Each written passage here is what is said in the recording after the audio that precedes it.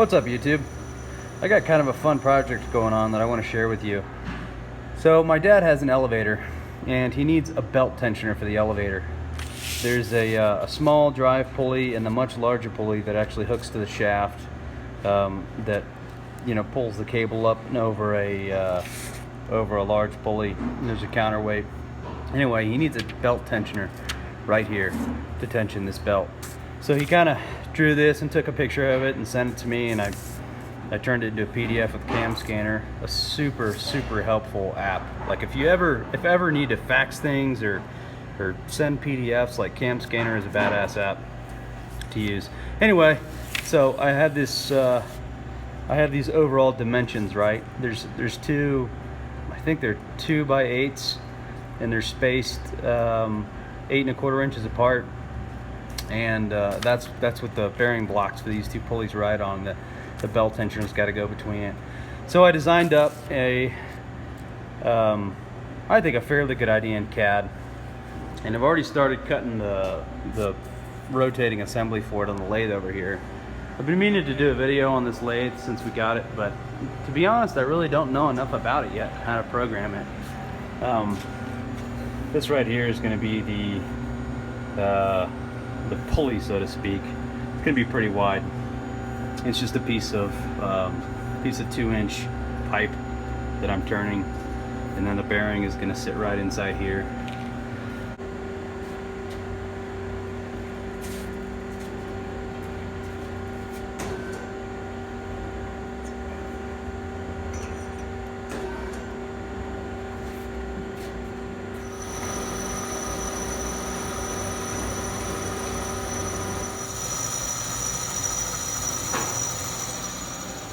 Just kind of running it by hand right now because I don't know how to write a program on this thing yet.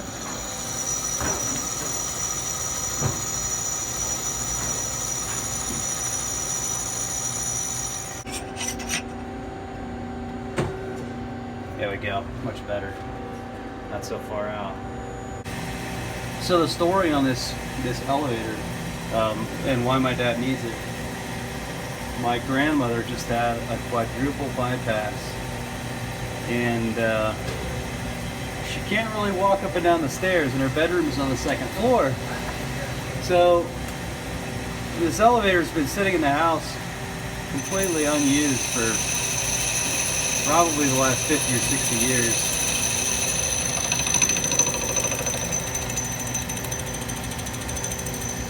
So my dad thought, hey, we'll get the elevator running, and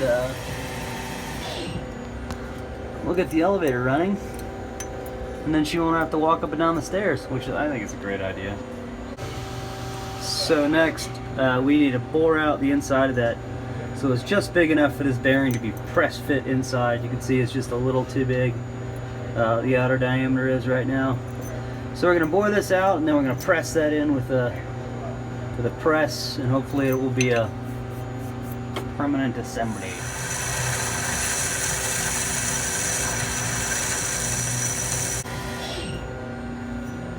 Okay, let's see how she fits.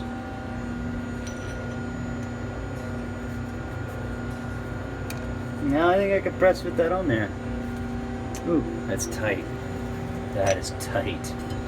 40 millimeters exactly. Now I gotta flip it over and do the same thing to the other side.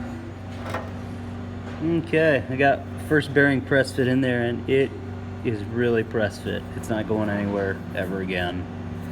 Yeah, that worked out real well.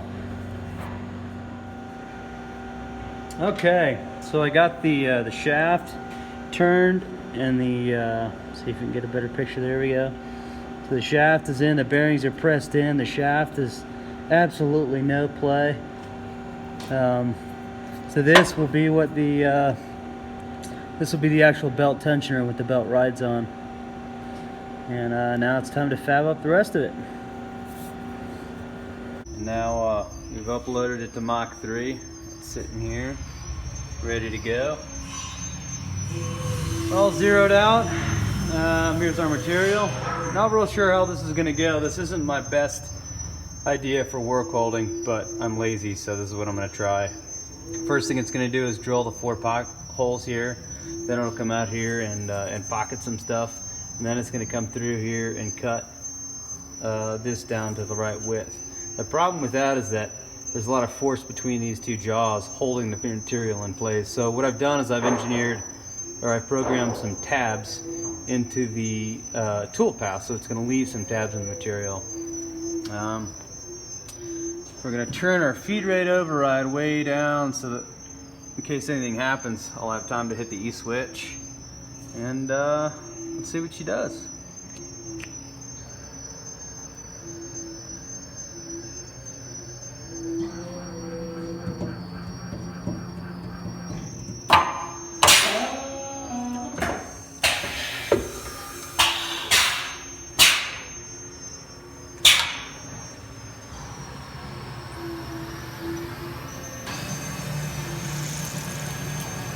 So what I do when the machine is coming down towards the work material, I kind of eyeball and see how much distance I have.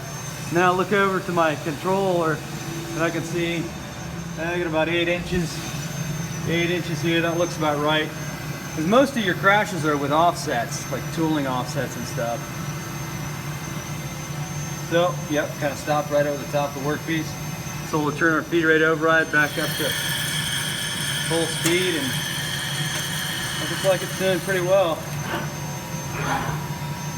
Oh, rapids are so fast now when I have those mini encoders. This is the side bracket for the elevator.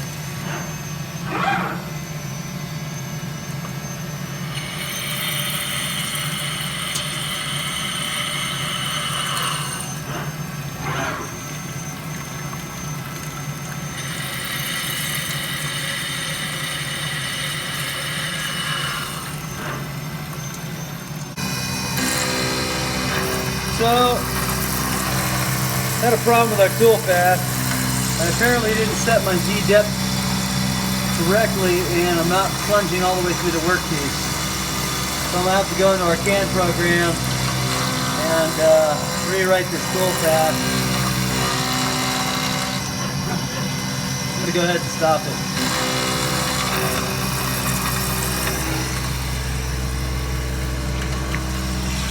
Press speed hold, then we'll crank up on our Z-axis here. Kill our coolant. Kill our spindle. Okay, so we rewrote the program. It took about 2 seconds, and we should be breaking through here on this next pass.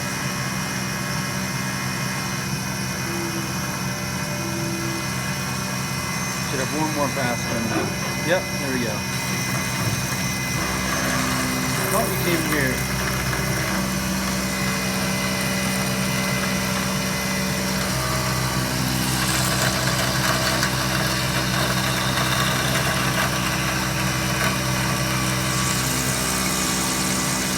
It doesn't look like it's breaking through. What the heck?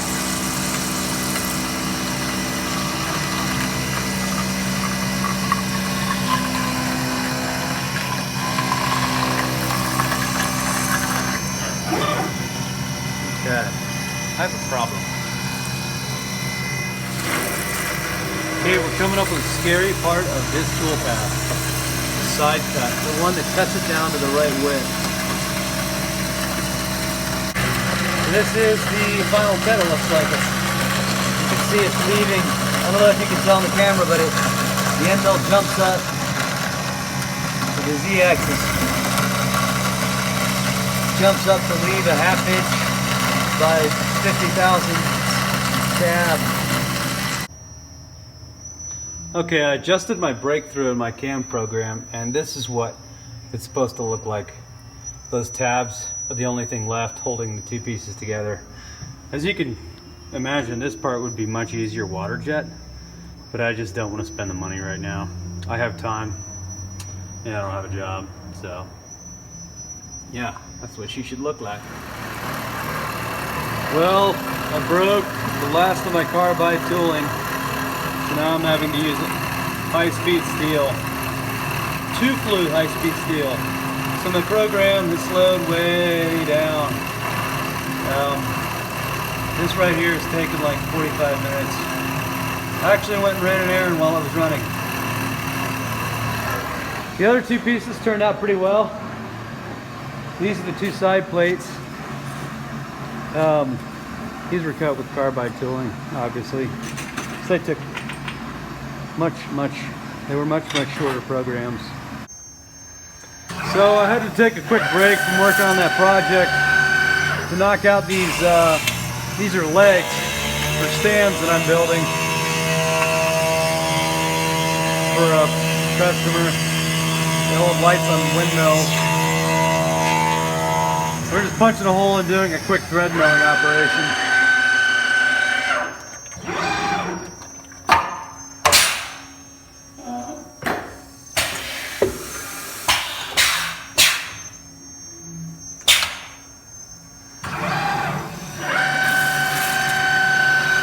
Thread milling's pretty good. It's pretty versatile, but it's slow. I would rather have my rigid tapping set up. I just haven't built a fixture to hold the encoder on top of the spindle.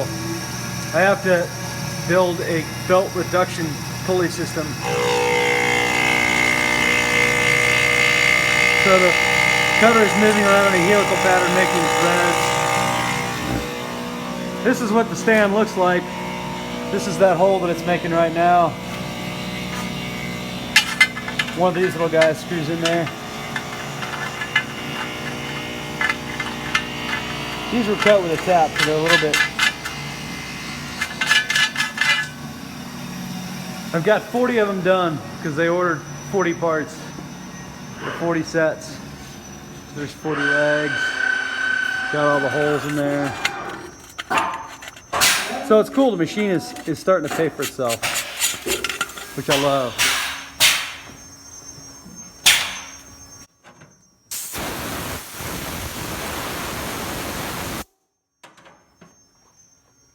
See how these threads cut? Much better. Oh yeah, I love it. Yep, gotta clean that up with Scotch-Brite. So I just got a couple more pieces that I'm actually gonna have water jet. I run out of tooling and I don't want to have to buy anymore. And I'm getting some stuff water jetted anyway, so I thought, heck, I'll just add to my order.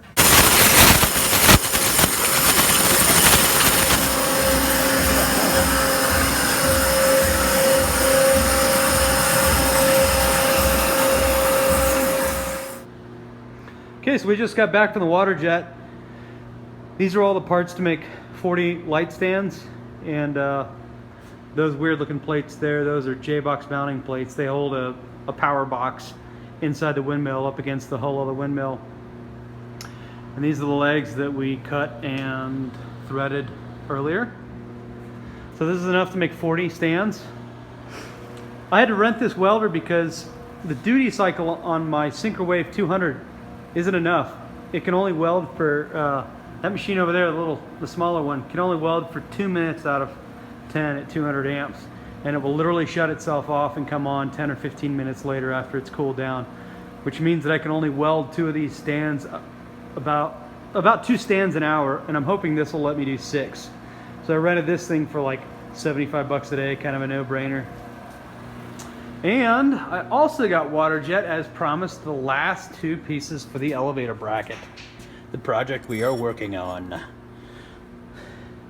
So all of these parts should have been water jet, but I kind of wanted to play around with my CNC mill. The reason I had this one water jet and not the others was because my vise would have squished this together, and this groove here would not have come out within tolerance. It just would have been a work holding pain in the ass. So I just sent him an email with a DXF file, and I asked him, hey, can you water jet these pretty quick? So and he did. It was like 20 bucks, best 20 bucks I ever spent. So it took a few minutes to finish this up because I want to ship it out to my dad tomorrow. This is the belt tensioner in its entirety. This thing slides up and down. Kind of tight.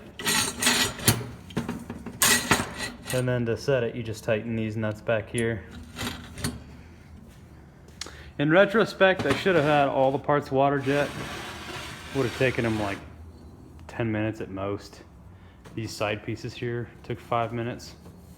It was just like nothing.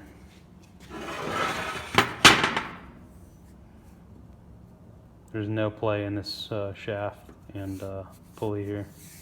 A roller. I guess it's a roller. So yeah, thanks for watching.